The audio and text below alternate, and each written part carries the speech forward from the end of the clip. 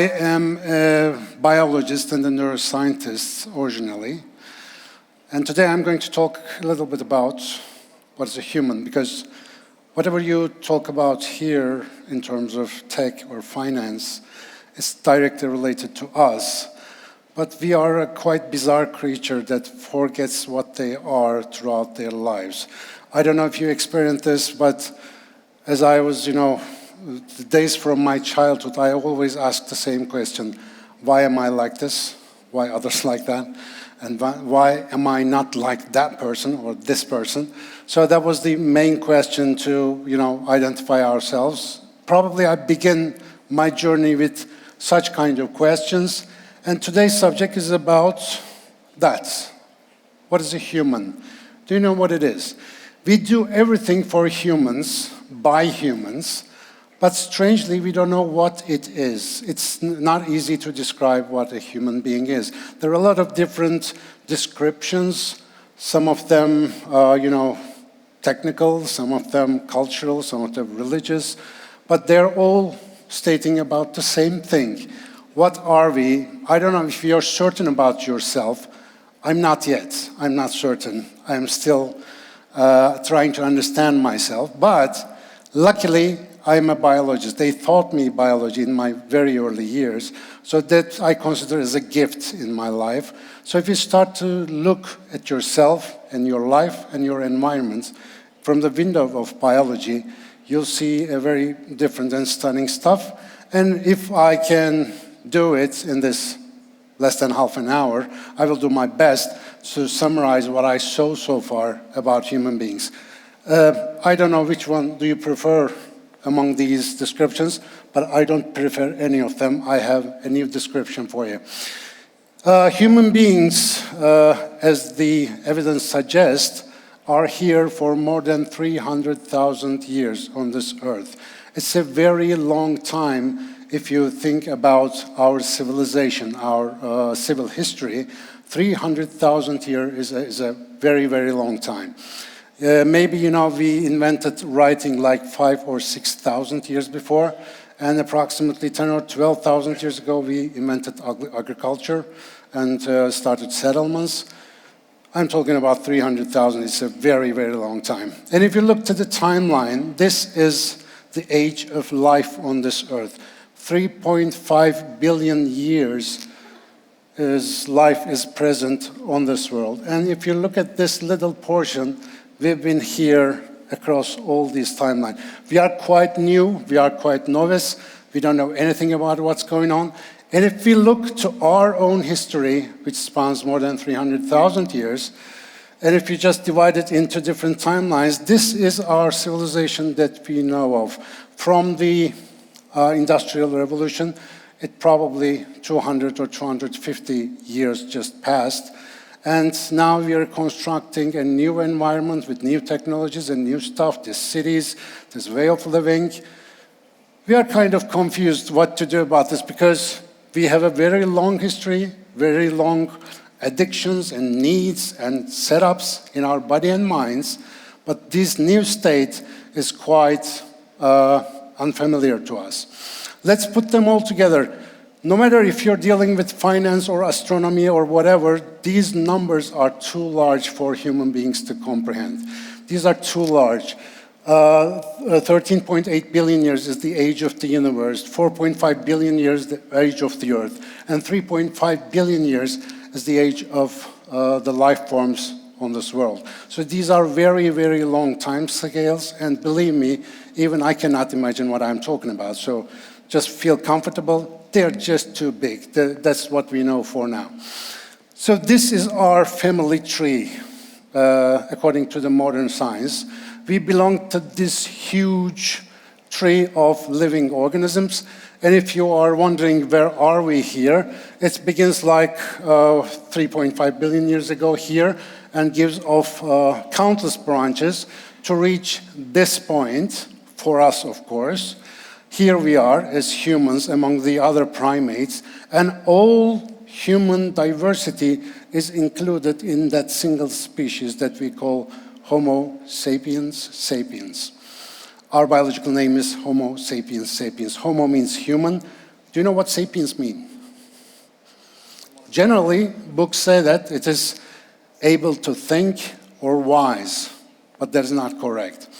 I discovered it, like 10 years ago, years after graduated from biology. I looked up the etymology of the word. The sapiens is derived from a Latin word, sapiare, which means able to taste life, which is a gusto. Yeah, we are like that. You don't see any giraffe when eating a grass or leaf from the tree and says, oh my God, that's delicious. No, there are no giraffes like that. We only do this, we only get the taste of life. So this is a very interesting nomenclature for humans, actually. But you probably saw such caricatures or pictures about evolution a lot of times. But one point is generally missing. Yes, we are, in terms of our body structure, are direct descendant of other living beings on this earth, but we have a difference. If we just put the thoughts on the picture, we are kind of bizarre in terms of thinking. We are wondering, why are we here? We are wondering the reason of all of this. And this generally, or essentially, separates us from all other living beings as a fundamental problem that we have. So let's start by the most tangible thing that we can look for humans. This is our body. I don't know if you just checked your body recently carefully. Did you check your body? How is it? If you imagine yourself in your mind's eye, you generally imagine yourself with your clothes on. That's very interesting because normally we don't have clothes biologically. We are just wearing them on. But with our naked body, we cannot survive in any place on the earth. We are the only creature that cannot survive with the inborn equipment in their bodies. We don't have anything to survive in the nature. So we need to put on some clothes, we need to prepare our environment, we need to derive our food, we need to do a lot of stuff in order for basic survival. But if you look closely to our body, if you check the inside, our bones, our organs, even our brains are the same with all the others. But there is something different that we need to figure out to understand what is different between us and other animals. And it looks like that this is that organ in your heads, which we call the brain. Because if we change the liver or transplant the heart, or cut any organ of the body without harming life itself, human beings are continue to exist as they are. They are not changing drastic stuff in their personality. But if you give a little bit damage to this organ, everything changes. So we decided that, we figured out that this organ may be central to our existence as human beings. So what is this organ, basically? This organ is a survival device. Its main job is to make us alive in different and ever-changing conditions in the natural world. It's very easy to say today, but if you think about 100,000 years ago, it was a very hard time. It is a very hard time to do that job because the natural environment is very wild, very offensive for human beings, and it needs to generate a lot of different innovative solutions to make this naked and very weak creature alive. And it's doing this job perfectly, like more than several 100,000 years. But now, things are getting a little bit bizarre. We started to change our environment to make us more and more comfortable, but as time goes by, we just a little bit exaggerated in that job. We built, an enormously ever-changing civilization, and now we are probably feel like enslaved by our own technology. I need to offer you a kind of paradox that all of us needs to think about. This is the very existential paradox of modern humans right now. We are living in an abundance world. Everything is abundant right now, but we are always missing something. We are longing for something. I don't know why. Even I'm like that. I always want something more. We are hyper-connected, but we are very, very alone. And we are the loneliest generation, probably, across all the human generations. The major social problem in the world today is loneliness, especially in the developed countries. And we have a lot of sources of information, but we are very, very deceived by different sources or misleading information.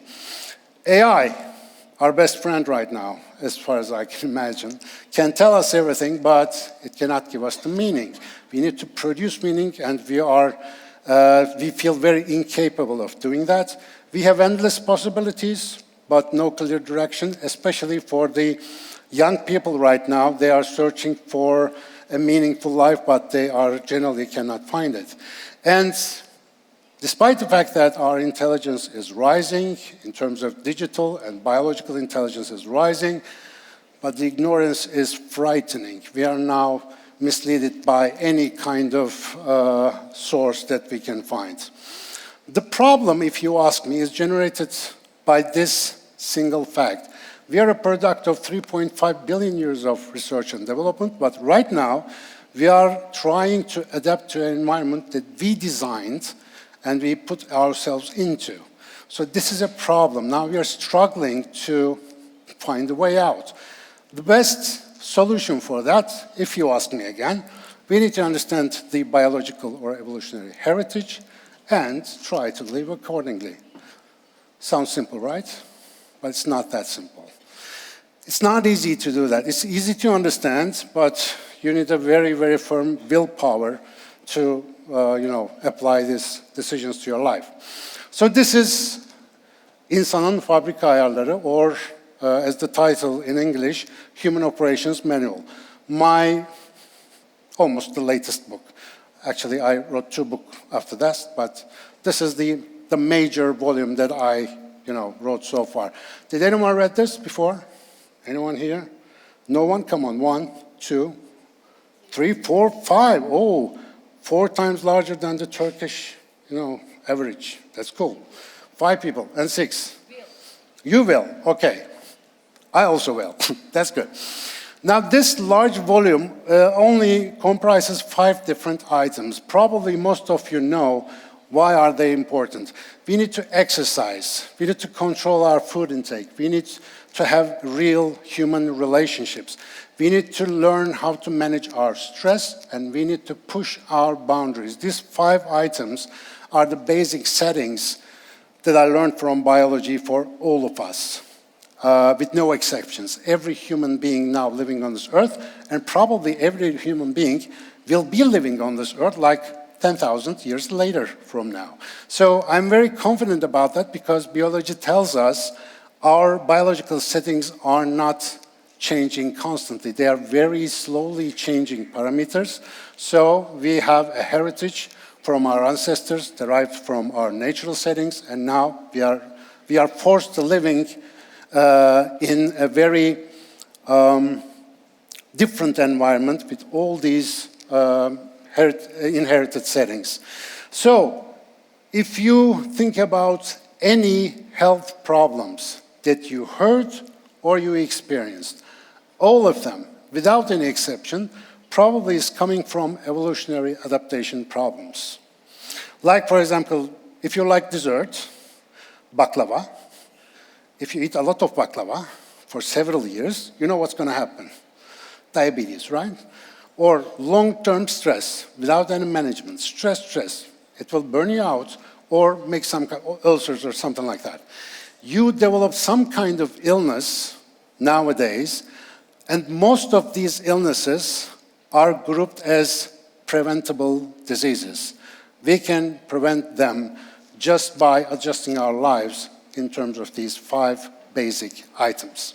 So let's just ponder them one by one very briefly. Why we should exercise. If you think about our ancestors like 100,000 years ago, they cannot survive just by lying in their beds or backs without doing nothing. They need to work constantly. They need to produce constantly. They need to migrate. They need to do a lot of stuff in order to for basic survival. So, right now, what is our situation? You've been sitting here for how many hours? You just can sit here. You can even travel between continents, and you just can sit on a chair, a flying chair. So that's quite new for human beings, and our bodies is not equipped for that. But if we look at the basic premise, why do we have a brain? That's a very basic question, but it's not easy to answer because they don't teach us that. Brain thinks, brain behaves, brain reacts, brain perceives, brain does all the things. But why do we have it? It's a very simple answer. There are two living beings on this picture. One is a monkey, one is a tree. Which one has a brain? The monkey. Even kids know that. Why the only monkey has the brain, not the tree? What's the difference? Trees are stable at a single point, but the other is wandering around. It is moving. So if you're moving and you have a large body, you need to figure out what's going on around you. You need to perceive them. You need to make some kind of computation and adjust your own movements. So brains are movement machines, movement controlling devices. So if there's a brain, there needs to be some kind of movement. And if there is a movement or displacement for the body, it needs to have a kind of brain. So brains are movement controlling devices. But right now, these devices are useless. If I make you sit here like several hours, your capacity for understanding what's been told here will be diminished almost less than half. So your cognitive potential goes down and down when you are not moving your body. And if you start very simple exercises just by walking or stretching yourself, and as you see from these pictures, these are brain scans, just sit down 20 minutes and your brain just shuts off. And if you just start to walk, it's light up. It starts to work again. So your brain just wakens up when you start moving. And that's the reason for that. This is its main job, to control the movements.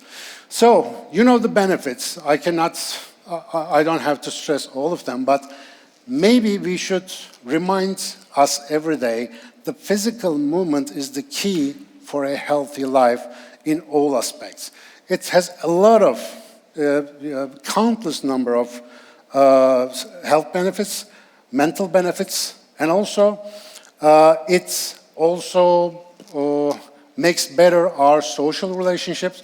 It mends everything. But, as my son says, one part of me is always want to lie down and be sleepy all the time. Because one portion of human beings needs to rest all the time. We need to resist that in order to be healthy. But not think about this movement just for your body. It's not about the body. It's also about the mind. It's also about the feelings. And it's also about your spiritual life. It needs to have a kind of dynamism. And if you are concentrating on a single intellectual subject for like 20 years, your IQ will sure decrease. So you need to change subjects. You need to excite your mental or emotional life as much as possible. So, my least favorite one. We need to eat less, I'm sorry. I love eating, as most of you do, but we need to, limit it. Why? Because we are a very hungry creature, and there's a very simple reason for that. Our brain consumes too much energy, too much energy. It comprises of 2% of your body, in terms of weight, 2%, but it burns the energy like 1/4 or 1/5 of the energy that you are now burning is burned by your brain. So it's a very hungry organ, you need to feed it.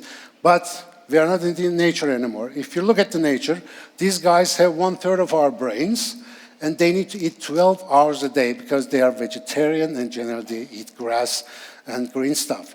So in order to feed their brains, they need to constantly eat and then sleep. That's it. All the life is that. But if we feed ourselves with the same diet, there can be a problem because 3 times bigger brain and 24 hours, it's not going to be enough. So we need a diversity of food. And here it is. Here we are. Now we are mass producing every type of food that we can find. We have the greatest abundance of food resources ever in the human history. But now most of the people are not dying from hunger right now. We are dying because we are excessively full. We are eating too much.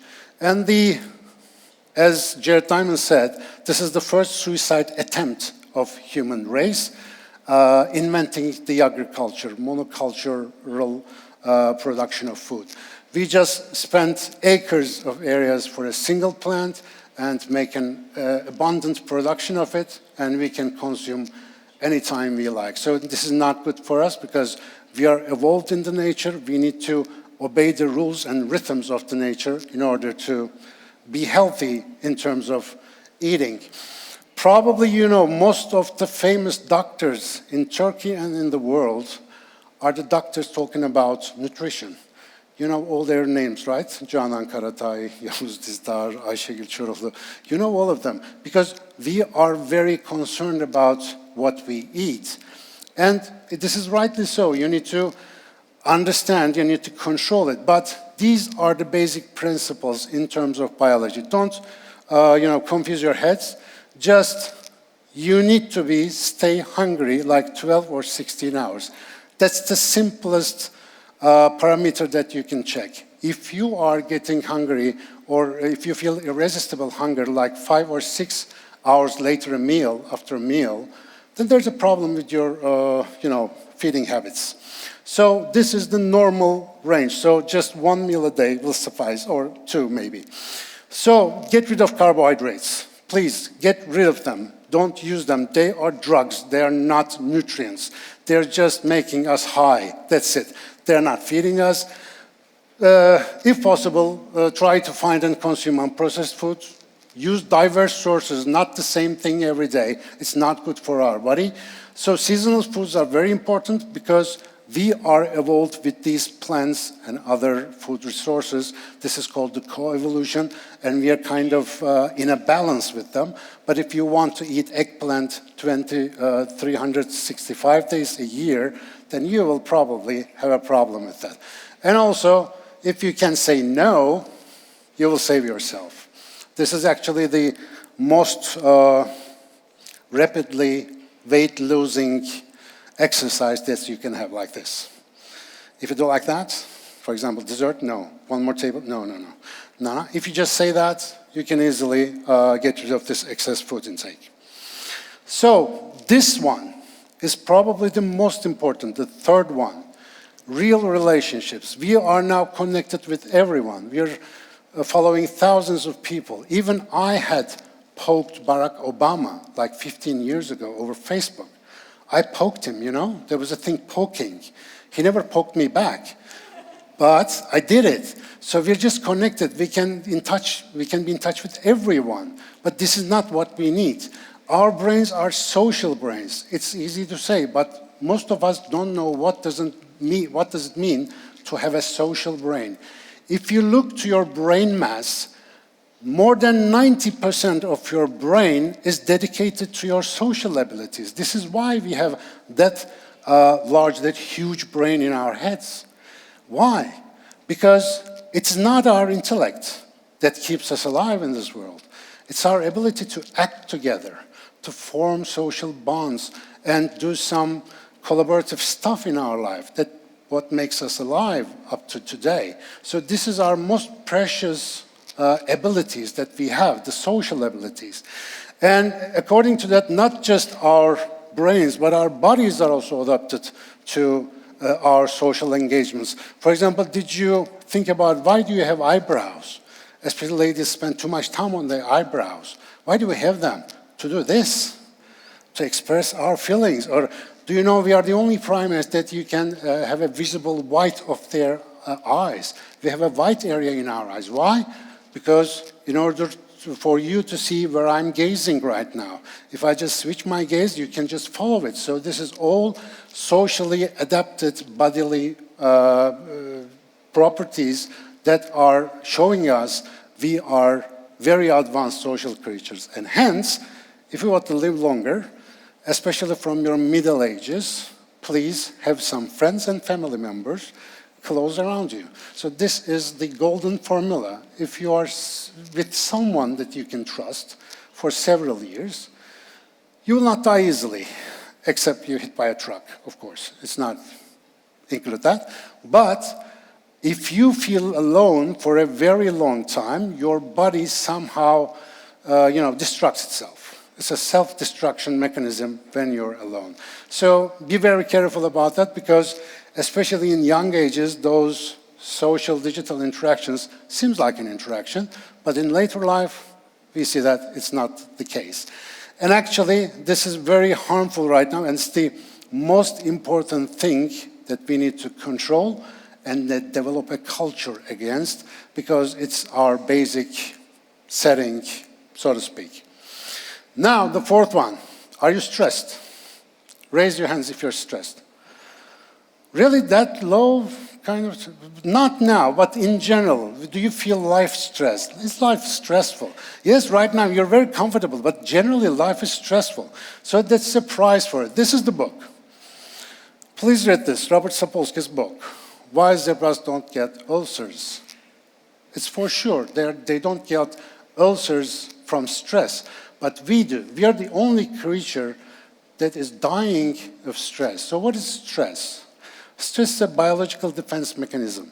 If you just hinder any kind of activity of an organism, if you just limit its movement, if you just cut its nutrients or whatever, it generates stress. So stress helps the creature to get out of the situation. So this is a helping thing that we have inside our body. But in humans, it is a killer. Why is that? In long term, if you have stress, your neural cells degenerate and lose their ability to connect the others. And your brain structures lose their volumes, or they are shrinking for the long-term stress. So why do we have something like that? And by the way, we don't see such a pattern in any other animal. This is peculiar to us. We can be proud of it.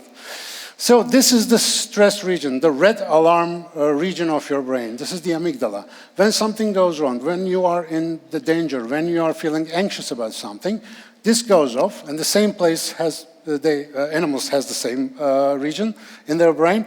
When this dog is very angry, the amygdala is activated. But in humans, it's activated every time. Even in the morning, dear ladies, when you open up your cabinet, and trying to figure out what you're going to wear today. Okay? A lot of options, uncertainty, what should you pack? Then you have an amygdala activation. And in the traffic, and during the exam times in school, and every time this stress system is activated. Even just surfing the internet, this is what happens in the internet in the 60 seconds. Tremendous things are going on around us, and this also causes some kind of stress in our brains and our bodies. So the stress activates the brain mechanism in the center of the brain and sends a signal to your kidneys, the adrenal glands above your kidneys. And your adrenal glands secrete a hormone called cortisol. Simple, right? But this cortisol is the mother of all evil in the long term. If you do not learn to manage this mental stress and reduce the stress in your life, this is just a fraction of things that it may cause. 99% of the people living in cities are dying from stress-related disorders, one of any kind of stress-related disorder. And I am a neurophysiologist and also medical physiologist. I don't know any single disease that is not related to stress. No, any type of disease is directly related to stress. And here's a number in 2021, 2016. This is the injuries that were killed more than 5,000 people, but the work stressors killed more than 250,000 people. This is a huge number, so we need to learn how to manage it. So how to manage? Don't care that much. It's not the solution, of course. There are some methods. You can learn them from Açık from anywhere else, but there are some basic rules. Most of them are related with the other factory settings or operation manual items. Like, if you start exercise, you have less stress. If you eat less, believe me, I tried this, you have less stress. If you have real human conditions, like if you have a friend just beside you, you don't feel that much stress. And also, we generally forget to reward ourselves. We need to learn how to reward ourselves. Do you have a done list that you will check this evening before you go to bed? Done list. You have to-do lists, I know that. You have a lot of to-do, but if you have done lists, then you can reward yourself. Just, I've done this, I've done that. Oh, okay, I can go to bed right now. And also, meaning of life is very important, so this item forced me to write another book. I didn't finish it yet, but probably its name will be Human Spiritual Settings, something like that. I don't know. In Turkish, insanın manevi ayarları. I don't know when I will finish that. And the final thing, do not try to add something in your life. Just please subtract. Minimize it. Simplify it. Our lives are too complicated for us to handle. And this final one, I'm just exceeding my time, but I will give you some thoughts about this. Life itself, as an idea, as an event, as a phenomenon in this world, is a groundbreaking or boundary-pushing stuff, if you look at that. For the 3.5 billion years, it's spread everywhere, generated trillions of different creatures on this earth, and as a part of this, as a living being, we are also equipped with such an instinct. We need to grow, we need to make something out of ourselves. But if you look to our near ancestors, like in 50,000 years, they are like ADHD individuals. They migrated every place on the earth in a couple of thousand years. They just spread all across the world, and they find a way to adapt virtually any kind of environment that they can find. So, as their descendants, we have some heritage in terms of this. We cannot sit still in our places. This is our brain's higher function control center. This is your frontal brain. And what it does is very simple. It makes us different than the other animals. When an animal had a perception, has call to action to it in kind of sensory perception, it needs to react to it. No animal can just stop and think if I should do that or that or that. They cannot do it. They just react. But if you come to humans, when we get a kind of sensory perception, we can stop, we can think about it, and we can change our strategy. We are the only creature that we can do that in this extent, and we are the only creature that can create an action. We are not bound by reaction. So if you can create an action, you are the master of your destiny. But if you are living by, action, reaction stuff, then your fate will be determined by the other factors. And my last word is about this eternal dichotomy about heaven and hell. Human beings have we have just an obsession about this. We want to create heavens, but we don't know how to do that. But if you look to the human psychology and biology in a very slightly different angle, you will see that our pleasure drives us to go somewhere. Our pleasure's directing us throughout life. And as old psychologists stated, we have two groups of pleasure. One group of pleasure you know very well, most of us know very well. We are advertised all the time about these. These are just eat and have fun, just numb yourself, laugh, or feel some sexual desire or something like that. And on the other hand, deep conversations, thinking, higher human activities, they're not readily, they don't sell us to all of these on the right side. On the left side, it's a very, uniquely you can find in every place, in every social media, in every application that you have. And if you ask me, these are the higher pleasures that we have. And for the most of the time, for example, if you have a music tendency, you just direct it towards this area to consume music, not to produce music or use music in your life. So we are just kind of banned from the right side, but always pushed to the other side because this side is much more beneficial. So if we want to create a heaven, create a paradise for ourselves, then we need to be very careful about what we are chasing. Don't forget, please, all the pleasures on the left side that you saw. Can I go back? Yeah, on the left side, all the pleasures can make addictions. You know that? Addictions can only occur here. Can you see any addiction around here? there will be no addiction. There are going to be commitments on there. So commitments just rise you, and those addictions will lower you in terms of your being, unfortunately.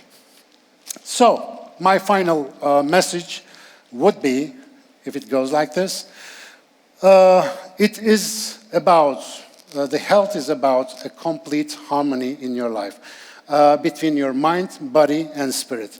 It's not about some parameters that we can measure. It's something that we can feel. And it's also something like art. Living is not like science. It's just like art. And the best thing is said by Goethe himself. He says that the art of living, right, is like all arts. It must be learned and practiced with constant care. We should always care about this, and this must be the most important project in our lives. So I passed 7 minutes, but probably it's worth it, right? Thank you very much for having me.